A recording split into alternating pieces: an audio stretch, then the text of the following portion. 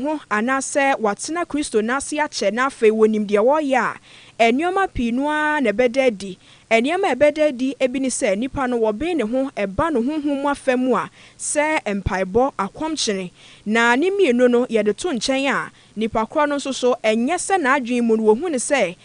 enioma bi a ye wa asore se bi aforebo asore kọ ene sa enioma no enunku a ena nipa ne ti ase se ye Kristo som na emom se nipa no wawi ata so wonim Kristo ankasa wanya ensachiraye bi ewo na adwene mu na afa wagye atomu pa se Yesu Kristo ampa wono ene ne nkwaje na emom enye se nkrofo okwa asore kwasi ada enunti ena nipa kro no so ekọ bi na emom se nipa no wanya adwensachira na afa wanya ne honte ase eno ene ebetumi akasa ampa nipa so mesi wonim Kristo anase wotena ne nase ache na ne kasa mu biom ena na wokoso a ekirekire mu se ye de no so eto nchen a so obi etumi bin ne ho pa ewo Kristo sumu a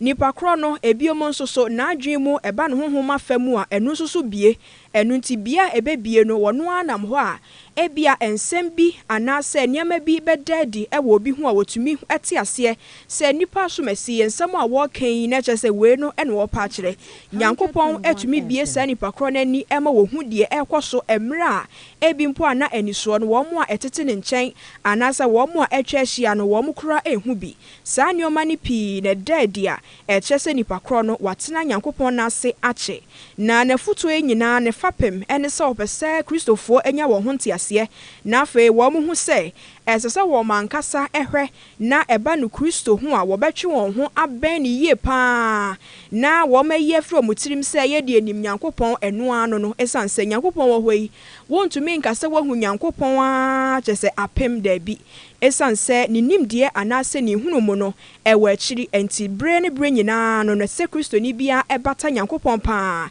esanse nyankopon kwa na betumi ebie nani na afa waboa no ewo honhom afemu a Dr. Esiam ekiri.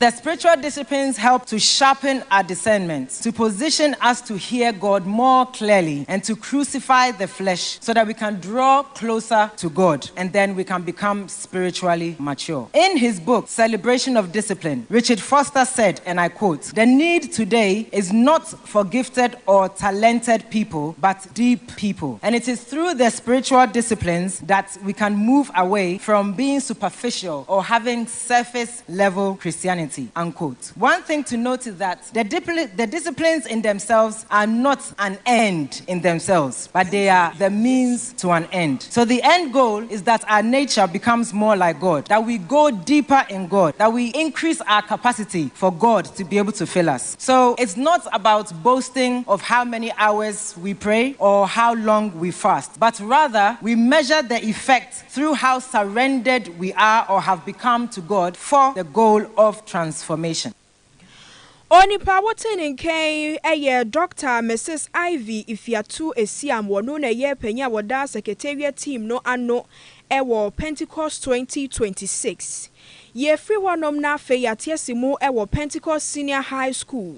Na womo etwa homemu edin fishie toso aduonu 20th anniversary. Ya eno womo ekiremu se ne nyina mu no wo hwe ni mu se nyame ya adomu a afempim yenu ni aduonu enso mu no ehonom ena kyese de eye kese pa wo mo de be hye so enti we ni de wo mo aboaboa wo ho na sa anniversary wo mo edi ye ti asem a na eda so eye promoting development in Ghana and beyond through quality education, Christian values and cultural heritage. Na sa dwumedie eto nsa frem panyufo bebrenu a wo mo baase na wo mo ebobo nsama hodo ho efa asukuu no empotudwuma wo mo aye efiti emra wo mo efiase wo hwe afempim yenu ni aduonu enso mu a wo mo efiase kura eti sukuu no sene sukuufo akyerɛkyerɛfo na sɔre ni mpo asifa aboa wo mo ani suade hu no anabotaye esi wo mani so na eba no ekwan a wo mo fa so aye nteteye de ama sukuufo sene ebe ya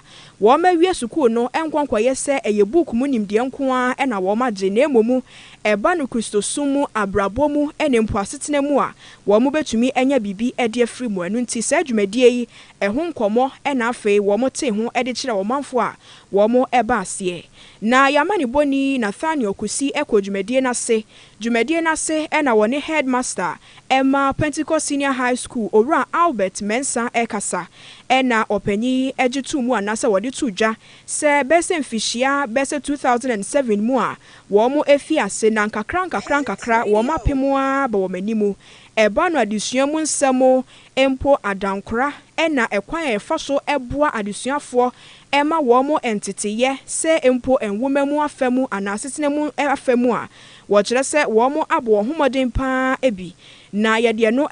eto nchen a wo mo asanso enya adesuafo a wo mo enwo won ho ntiase afi adwumayefo a wo hono mo nsoso wo bia ebo ne homoden enu nti saseda bi anase enunyam hye bi wo hono mo a na wode bema esukufo achechefo awofo enempo wo mo a akọ sukuu ni bi awie ena wo mo nsoso a wo mo etu so anamo esi sa sukuu yi yentie nsem a owura Albert ene yensem troni Nathaniel Kusi editu eja ebi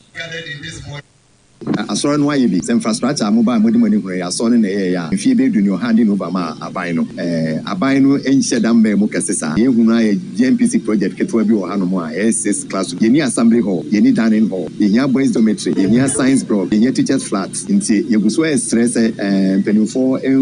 ntwe wɔn ani mɛhwɛ ha na infrastructure no ɛkɔ akɛseɛ no mu a ebi mu kora wɔ bi ne ɛsa de bi kɔkɔ mu nti yɛn a afei ne yɛba yi no deɛ yɛbɛsrɛ sɛ mpanimfoɔ aban ntwe ne nhwɛ a get fund ne GMPC ne wɔn providing infrastructure no for anybody and so on and so ya so nko so say o betimi aba school and running infrastructure Oni Pawotin in Kane wano ene ye penye a wada Pentecost Senior High School no ano owura Albert Mensa na chese we no na wakasa edi afa anamontu a womo etumi etu ena afei se womo de adesede eto awofo womo akosuku ni bi awie ankrankra enempo aban wo bibia wote wo monka bia se wo besere wo nyina emua wo sanse sukuu no emofra no ekọ manimu a eye mpanyufo anase oman no a ne benya so mfaso nti na wo de adesede eto obi anim se eba ne sikasam afamu ana emua bia wo betumi ede ama wo mo ewo sa kwan ne so a wo mo enye wo mo eso emua ne krakra mu no ena Municipal Director of Education a wo so ame owura Clifford Dudo ono so ekasa bi na ne nsam a wono so editu edwa no ebi eni obi biara oka ho a yeshe school ya ase 20 years ago ase bebre because what she has no design no na 6 teachers I guess a few children began but na so because foresight concerning the fact that in 20 years no the community would have become large ebe nyint sene anyi na nkwada bemusa and then from just a handful of children no we heard that there were over 1,000 children cutting across all subject areas into mede abasbo Emma obibiara na we share school na asori school into apart from education na yede ma won so no dan e di say yede nyamesuro so etete won na eno aboa in the last 20 years normal passing out a number of children omo akoso akonyam pempenso ejina wo asset na we into mede abasbo de bema Abusia woni pa wote ne nkan wono na ye Municipal Director of Education ewo Swame owura Clifford Dudo wono ena wote se wode sansem yi etudwa ya chese yamani boni Nathaniel Kusi ena ekọ ho eto yensa enkrei Meka wo so gusua etie church diary we eye awia prem to brekasia efa ensemu ekoso ewa sorry Pentecost enempo ensori ahodo mu asimedua santemo ye kenkan nyina ede ama wo ye to so Elder James Bessie ewo asori Pentecost ne nkrabata ewo edumfa wode afutu akọ ede ama akristofo se eho behia se wo mote asi na enkwa enam wo mu no wo mo benya ntiase na afa wo behu emfasode a ewo ho se wo mo ebetro will na cheze we eye kwan a wo bi fa so eba no amamra kwan so a wo tro enkrata ekyekere niam a wo enempo edin anase nipa kropoti a opese sesebe wokoni nchi a woto a nipa kra wopese wode saa niama no ana akade no wodi gya no na ne kasemu ya na wo ye nkyekere ede afa estate planning ho ena elder editu dwa sɛ ye won krofo mienu a wo mo kɔ won chi kakra no a ye wo eba no sɛ ye kyeche wo mu a wo mo ye mienu ene sɛ de odi kan ye wo bi a wote ase a sabrei wo tro nkrata ye will no wo tro bi ene ye wo ebinum so wo hono mu a ebia na wo mo nim hunim de enu nti wo mo antwro enti kokoba saa no a de wantwro na kyese na chi aye basai sanse honom ena abusuafo asa wo bi ehu de wo ye we semipewei anhwa na eno so e de ohaw ne niam pii no a na aba wa kyerɛ sɛ hu behia sɛ obi a te ase na enkwa ewanimu a nipa ne behu hia ehia ena mfaso e wo so sasa nipa kro no wo bɛkɔ enkrata mu aban hyehyeye mu na afei wa kyerɛ saa will yi bi Ema na adwenye ne sɛ will no sɛbesɛbe asikafo binum anasa wo mo enya wo ho pii ena will wo mo yɛ sɛne tie bia kakra bia wo bia emfa wo ne sɛ de te esan sɛ wo firi hɔ no mo a ebia na wo nchi no wo ma anasa abusua bia wani da wo mo so no wo mbɛyɛ mɔbɔ enu nti na sabre ya wo te ase ya hu behia sɛ wo bia ɛbɛtro will ne kasa mu biom ena wo kyerɛ sɛ saa enkyerɛkyerɛ a wode bɛyi ne botaye nyinaa ne sɛ wo betumi aboa adehye na afei eba no estate planning a wo mo betumi enya ho nimdeɛ na afei wo metumi aboaboa wo ho asie ama wonom edache enti ne krakra mu no wo sisu pi sɛ wo bia hwɛ na eba no will a wo ma enye ne hiasɛm na adwenye ne sɛ sikafo bi anasa wo mo enya wo ho nko a ene sɛ wo mo etro will Obibua, there were two types of deaths. There were Obia, Seowa, Oja will, or it's honor your friend, death by testing. And I were intestate. Intestate nation, and Nipana of Fimon, Olu, when Jow will be a it's honor, say, Upper is a personal say, but nature, Abai, they say out to what they mean in a one farm, and one fine church, the personal. Then say, Obibu, that's all your will to follow more. Nipa will know over the Fimon, all the better person of a one check, say, Jawahana said, Imprempe, Inya, will, and I'm some of what I always. It's so big. You want to know what as you need only know what I did to one of my company in Santa Honda. I would that would offer baby war, new action. Sir, Edia or Sidan, Ebina, or what to watch him that never or see the ear if done more sick Abacano and Oyana say, and I never the club on a suno, and also make business. I'm it's a well no, or yeah, a buying crack, a buying someone there. The man is a Nippon said, oh, someone dummy in a hot seat.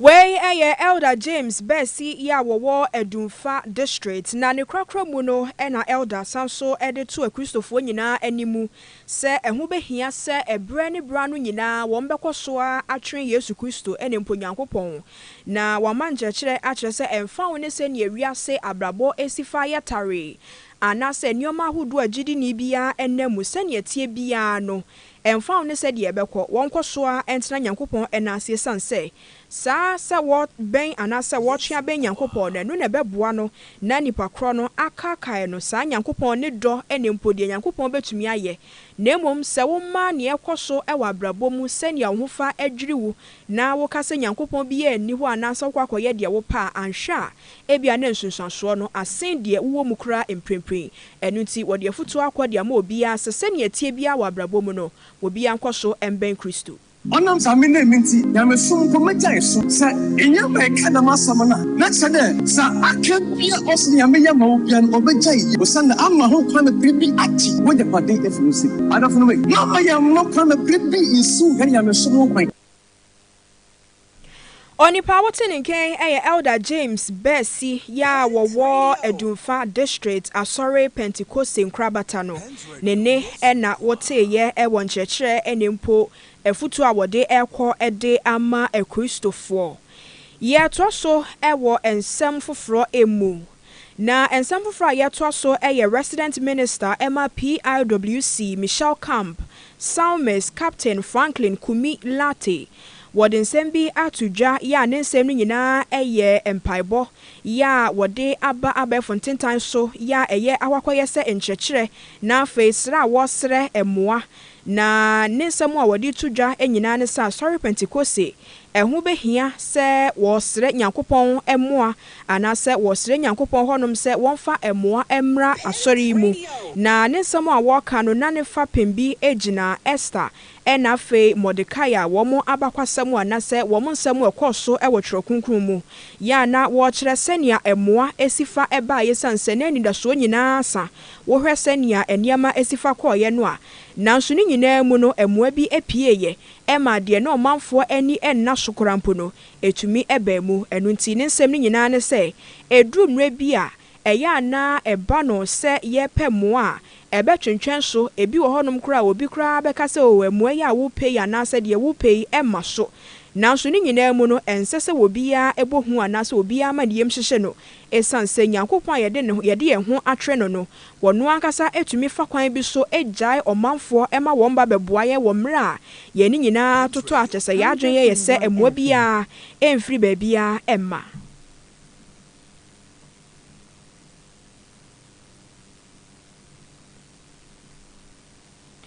Ebusua yebegyina sansem we so na yahome kase no so aba yeba yede obewura mu ewo obi eman so eye Nigeria man ni mu ensam anasa rahosam a efi honom eba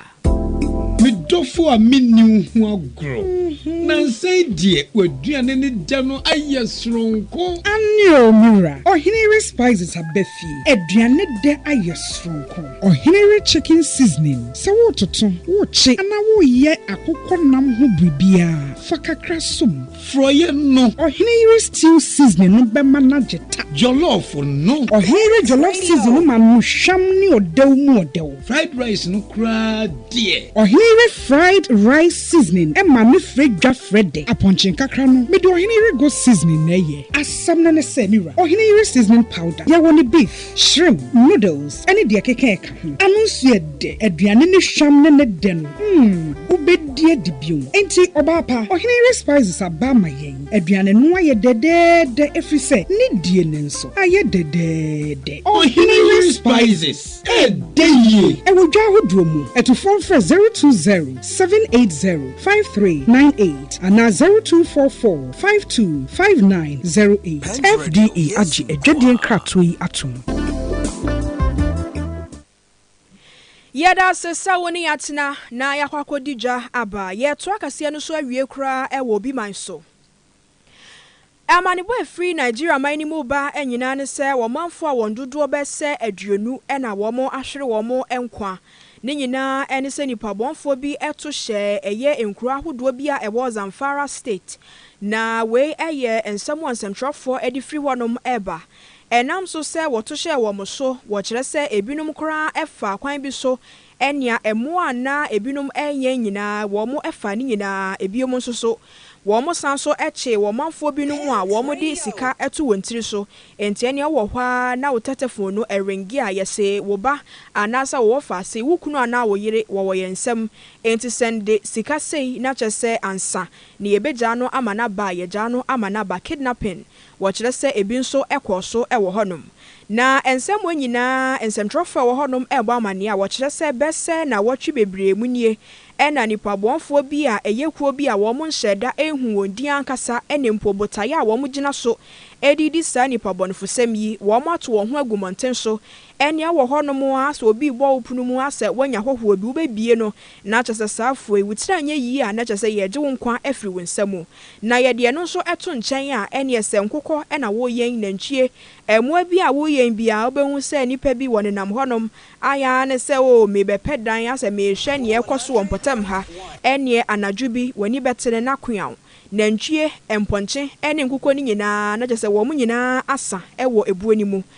wo mo edekɔ wo kire se we yensem bi ha adwene yie pa esansensem a ye kan ye de emoa nkrofo ewia ne to nkyɛn a nipa nso so enkwa ena kyese asaisa esanse nipa aduonu ya asa nipa aduonu kura no we yensem a wo madwen ye omo se ebimpo a na aduonu no kura aboroso nti we ya rahosem a ekoso ewo Nigeria man ni mu ne fa bi a eye northwest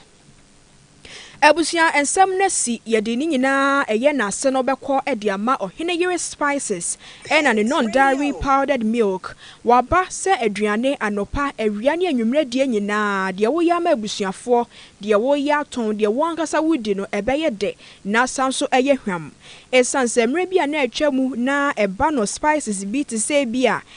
garlic enempo akekedro ena niama hodo ekeka ho ene obekọ na nipa so masi na ne ayo yi wapoto saa manabasa nyina ye hwan saa mre no atwam ti saa bredie ye de agu eye adimu kama ye de agu niama eye kama mu wohwe no a efepa enu nti wo pebi atode a na kyese ohene yire spices se ne be ya wonkwankwa poto na nje wo mre pi nti we de ye de agu de sese ye de gumu ye wo flavors enkono ye wo chicken beef shrimp jollof rice ginger ena garlic ye wo stew goat noodles ena fried rice nti aduane bia wo ye bia wo betumi ade bia gumu non-dairy powdered milk no so awie se ne awia no edwa no wonya mash kenke bi anase soakings bi a emofra na wo boarding school no wo pe bi egu wo trunk mu na wo mo de ko school a wo mo a ebenyini kama na afen so wo mo de samba abrewa chese mama we de wa ya de pa ekoyie wo pe bi ato a wo ko store bi a wo tonton nuane ho niama enye na senso wo penduduo mu eto aton so a na ne wa frɛ ahomayi 0207805398 now the way so aka ho 0244525908 sameka so hene yere spices asa wa wonim enyeso ne dada eye de yie na hyene nso sekasie ensem ni bi a wote ye ebi ene say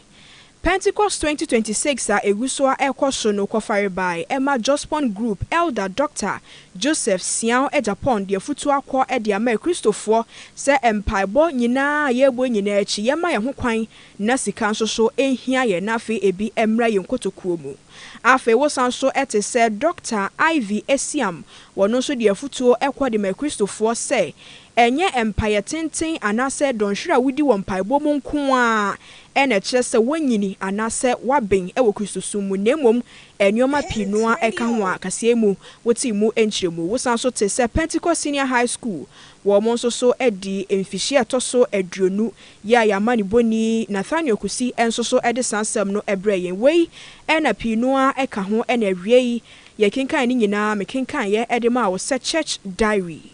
awie osomfo anase nipa wo bo aye ekochi nsem ni nyina eye nana ama boama osemufo panyini afen so kehwe bedu ena kwabena owusu aduomi enso eboa wo newsroom tintim sem ni bi yakọ Facebook so a wei eye Nathaniel Kusi ena Nadaroma wode yakọ so ena awie mi a wote menka medin ede afia fosihima medase ema munyina aha Paint Radio Kasia Boy, Edjumaku afa ho ka eye ohene yere spices, 100.1 on dairy powdered milk.